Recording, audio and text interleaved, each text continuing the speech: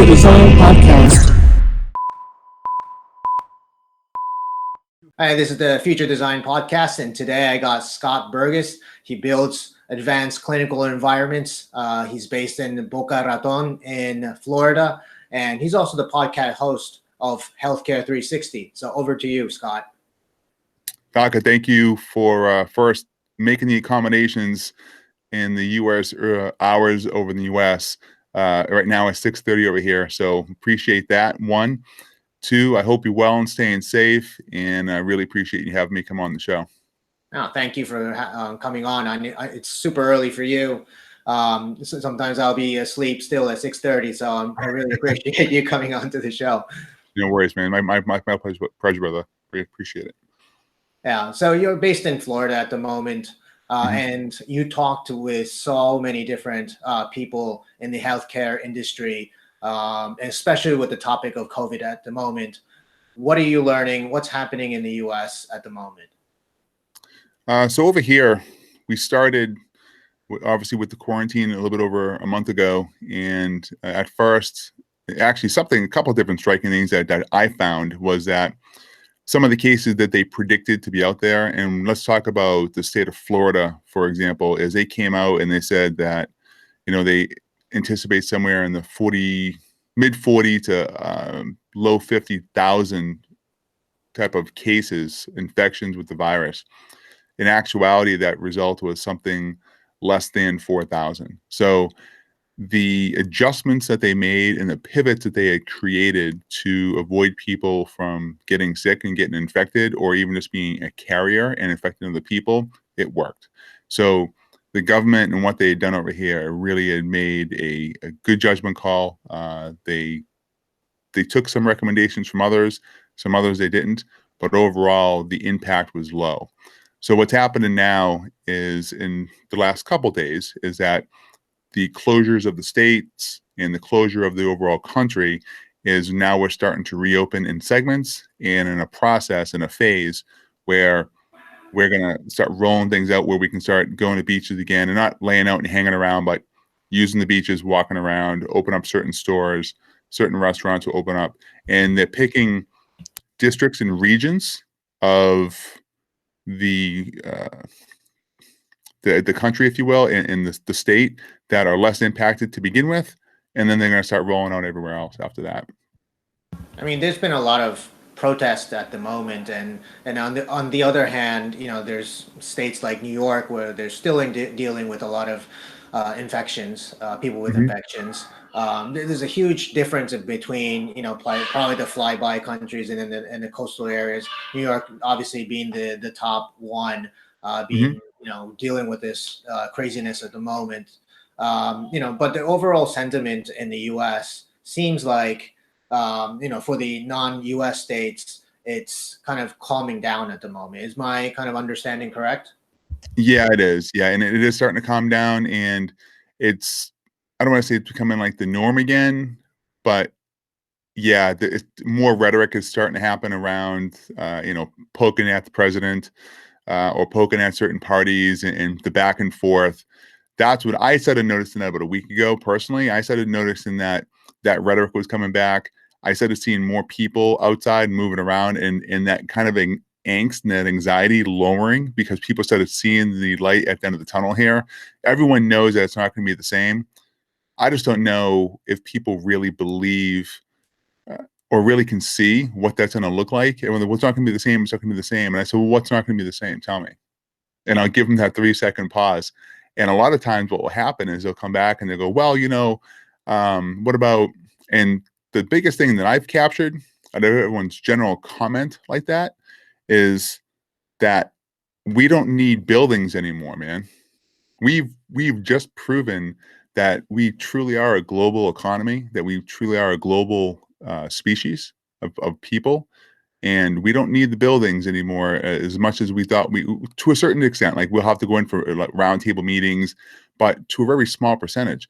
We know, based on, and for all those who have used Zoom out there or any kind of window conferencing where you have multi-window, that is the future. I mean, that is.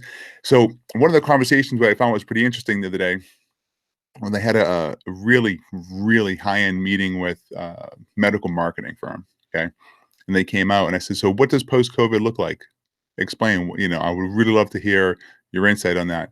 And they said, well, these doctors now have to compete on a global level, but it's going to be more isolated to national because of certifications, et cetera. But census and bedside care, all that's going to pay a difference because of telehealth. And I'm like, you know something? Holy shit. You're absolutely correct.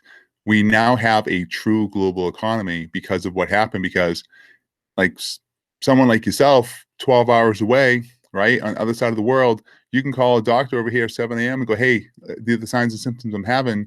And if that was allowed and regulated, that could happen. That's plausible now. And that's a really, really cool thing. So I think that competition level is going to drastically improve what we have as far as a product. And that product being the surgeon and the physician. Yeah, I mean, in Singapore, there's a lot of expats here. So people from the U.S., Europe, and different parts of Asia. Obviously, they want to speak to their doctors in their own language and not just the local doctors, right? And Right. especially if there's a language difference. In Singapore is fine, but if I lived in Thailand or I don't know Vietnam, I'll feel a little bit uncomfortable speaking English to a doctor who's English is second language to them. So obviously, I want to call to the U.S. Japan or somewhere that I can speak the same language. And I think more we've already seen a lot of startups in this space trying to promote telehealth, but I Mhm. think this is going to accelerate a lot more after this, right? Yeah. Well, it's not only going to accelerate, it's going to mandate it. It really is, because this type of scenario is not going to go away. Um, and what's interesting to me is we'll never know. Here's the one thing about COVID: we're never going to know what the true impact would have, could have, or should have been because of how they handled it, and whether it was just another common cold or another version of the flu. We had the bird flu, we had swine flu, now we have COVID or the coronavirus, and they're all iterations of the same type of disease, right? We know what the outcomes were with the bird flu. We know what the outcomes were with the swine flu. We also know how fast that the big corps pivoted to make sure that there was a vaccine out there, which I really find interesting on the whole thing. And now we have, the next iteration of a, quote unquote cold or flu virus, and how fast they're going to come out with an antibody where we're going to get, stuck every year, or trying to be told that we have to get stuck every year. We'll see. I don't know. That's what's really interesting to me. So that's what's really being, hush hush. So if you said do your research on that and you follow the dollars, you know who's going to be working on the vaccines, but you just don't know how they're going to try to implement it. I just think they're going to have it implemented into the overall yearly annual shot that everyone's going to be mandated to get, and they're going to say, um, so many people over this age, or if you're working in this healthcare environment. I'm a consultant inside the hospitals, like you mentioned, and we can get into that. But I know for sure they're going to try to mandate myself and people like me who do similar job functions, where they're going to say, hey, you're going to have to get this mandated inoculation to be able to work here if you want to be able to step into the hospital, which is crazy because if you think about that, one, we don't know how people are going to respond to that inoculation. And two, if someone comes in as a visitor, we don't know if they're a carrier. We clearly know that there are separations between those who are affected and those who are just carriers and asymptomatic. We'll see. Time will tell. And how far are we from getting this universal vaccine? I mean, I've seen, read articles about, there are researchers out there trying to, create a vaccine that cures all different types of flus, not just like the COVID-19. I mean, how Right. far are we in getting this? The, the honest to God truth is, I don't think we're ever really going to get something that's going to be uniform across the way here and across the path of everybody, because if you read anything about COVID, they've already talked about how it's already migrated and how it already morphed itself. Okay. It's already adapted because, again, why are some people being affected and other people are asymptomatic to that? So it's the same with the swine and it's the same with the bird. Okay. And there's nothing different here. So even the identified or the quote unquote vaccines, it kills X amount of percent. It's not killing everything. We'll never have a vaccine that kills it all. And that's the thing that we keep trying to do as a species here, is that we keep trying to control nature. I don't know if they, the people or the powers that be, I don't really know if they know this, but we're going to lose. you know, this Mother Earth has been here way longer than we have. Okay. We're not going to win that battle. It just, I don't see it happening. It's kind of impossible for me to see that. So I think as we keep going along this whole process, and will it stop certain percentages of humans getting infected? Yes, we've already seen that stat. It's going to happen, but long term, as a result of wiping out and eradicating it, never. Yeah, for sure. And always nature is stronger than humans, right? We're a product of humans. Sorry, Yeah. nature. So Nature. yeah. Yep. But in terms of like the vaccine that we're talking about, maybe not universal, but just for the COVID-19, people were talking about 12 months, 18 months. Any clue on like when we can get that? Because that really determines how quickly we can get back into society, right? And just because the quarantine's over doesn't mean that we eradicated it, and the vaccine's not going to arrive before we are released out into society. So when can we expect this vaccine to come? And then probably after that, I want to ask you about how do we get back into society and what that would Yeah. look like. Yeah, for sure. So as far as the vaccine and its deployment into the masses, I don't know that answer. I don't have a crystal ball on that. If you watch the news globally, again with the WHO and everything, they're saying that they hope they can have something before the next flu season starts to kick off, which will indicate and point to the fall. Okay, which would be somewhere around like the end of September, early October. That's when they start the whole re-push for the next year's inoculations to happen for the flu. So I believe that most people are hoping that's going to happen in or around that time. Okay, so and I would say, yeah, that's probably going to be plausible for that to happen. But realistically, if you're looking at the amount of time and effort it takes to put together a test process, okay, what are they killing, what are they not killing, what's the result, did it morph, did it migrate, and then have mass manufacturing and all the different items that are in between before it actually hits the shelves, if you will. It's going to be hard pressed. I don't know if they'll do it by the fall. There's a lot to do here, unless if you're a conspiracy theory and you think it was already pre-manufactured and they already have it ready to go and this was outside something else. So I don't have a crystal ball as to when. I believe that if you look at just the timelines of things historically, they're probably hoping for the fall. So that would be the fall of 2020, somewhere at the end of September, sometime in October, before it starts getting cold out, where you have environments where this virus can survive in long term. How do we Yep. economy? I know that hospitals are still overwhelmed, PPE and other different equipment. You just don't have enough of it. Test kits as well. I mean, test kits definitely needs to be within every one, at least in every household, to see if they can go back into society again and make an office a safe place to work in. If you can get on the airplane again. I mean, I'll be freaking out if I didn't get anybody or nobody's like tested and getting on the airplane. So, that's a huge undertaking for, a government, even the size of Singapore or the US. So, how these things do you think are going to start rolling out from a medical perspective? In my thought, I think they need to determine when a person is infected or if they're a carrier, there needs to be a baseline guide. And let me explain. If you put a blanket over everyone, like we just did with the quarantine was a blanket law, if you will, that says, okay, everyone has to stay home. We don't know what this thing is, and this is the only way to control it. That's fine because we didn't know. Didn't have the data, we didn't have the knowledge, we didn't have the information. Okay, that's fine. So we did what we did. But I fully expect this time around that we're going to have the data. We know the type of person and people that are going to be affected, why they're going to be affected by it, and those who are not at the same time. So, for example, let's just use us two. So, Taka, you're a carrier, but Scott, you got infected. You're not just a carrier, but you actually got infected with the virus. What are the differences there?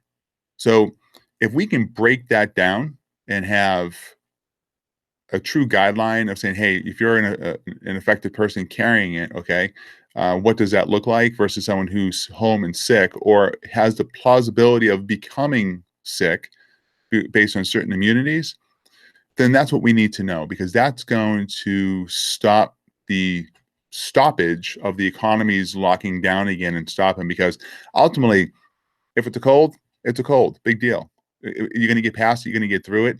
The biggest problem at the end of the day is if if you're elderly, for example, we have already identified elderly or people with compromised immune. Those are the most at-risk people. So we want to make sure that we're keeping those people out of the gate. And some of the things that people are getting pissed off over here in the States is they're saying, well, we shut down the entire country for 60,000 people. That doesn't weigh out on a $6 billion head count across the globe. Okay. Okay. But in all fairness, what if we didn't shut down the country? What if that 60,000 was 200,000, right?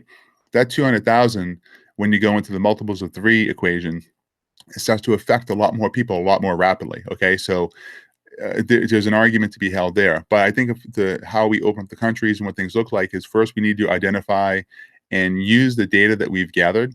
And if we can identify in the States that the strand that affected our country the most came from Europe, we can certainly figure out, those who are at more risk and less more risk, put together a set of guidelines to avoid all that, so we can then start to re-implement and open up the country. So reopen up the country, re-implementation of that looks like you start with in my mind, and this is again what I don't watch the news that much anymore, because as far as like a mindset, I don't like to listen to a lot of negative stuff. I like to be informed and be done. So we listen to maybe 8 minutes or less.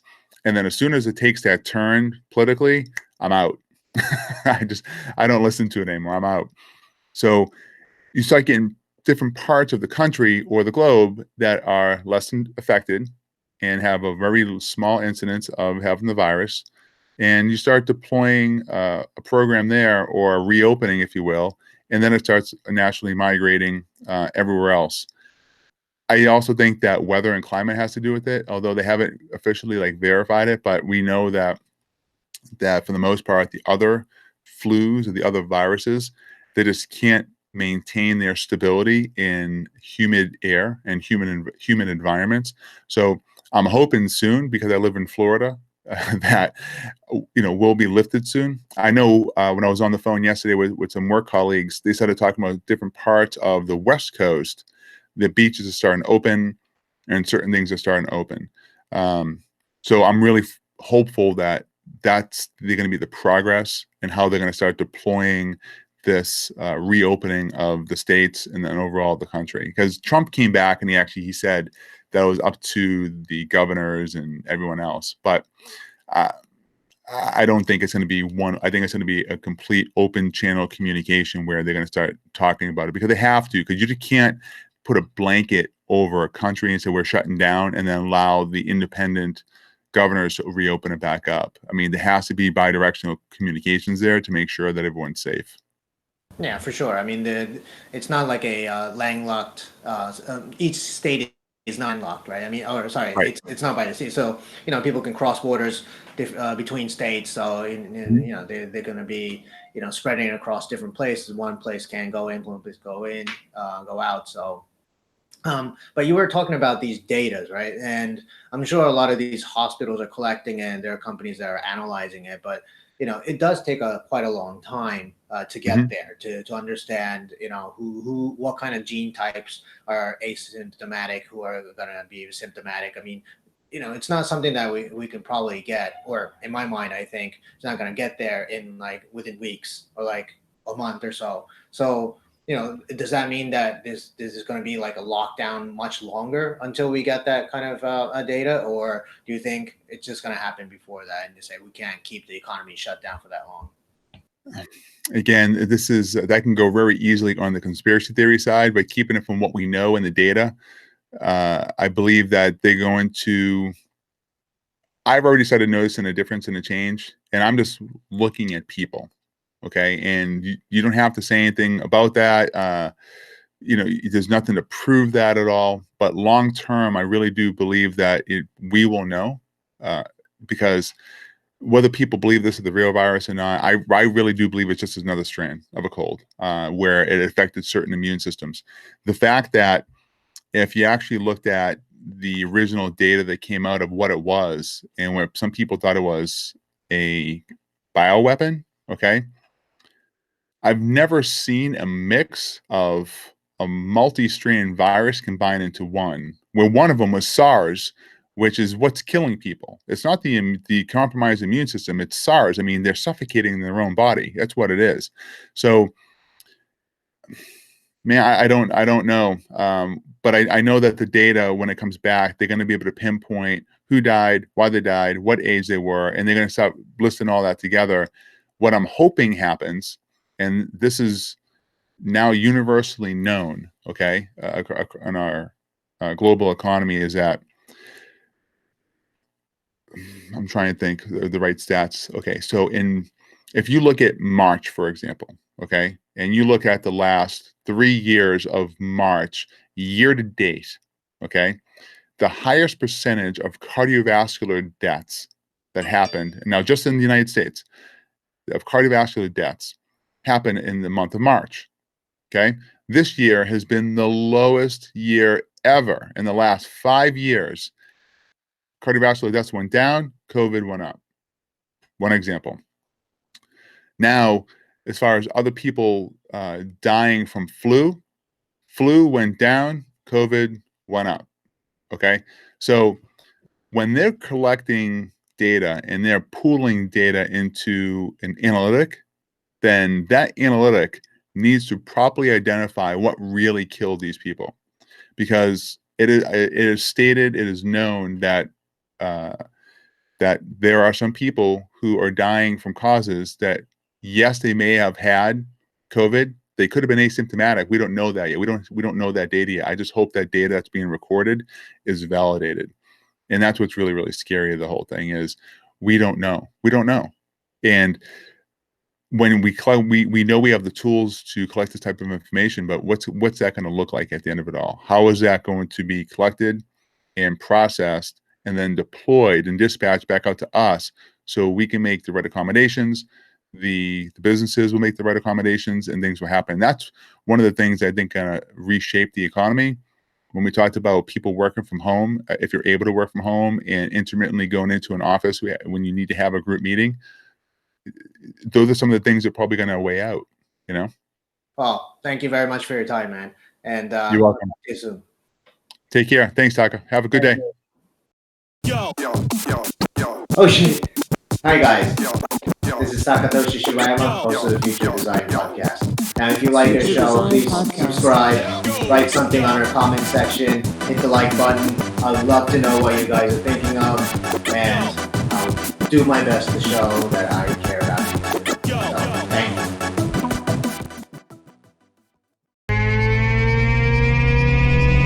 you. Future Design Podcast.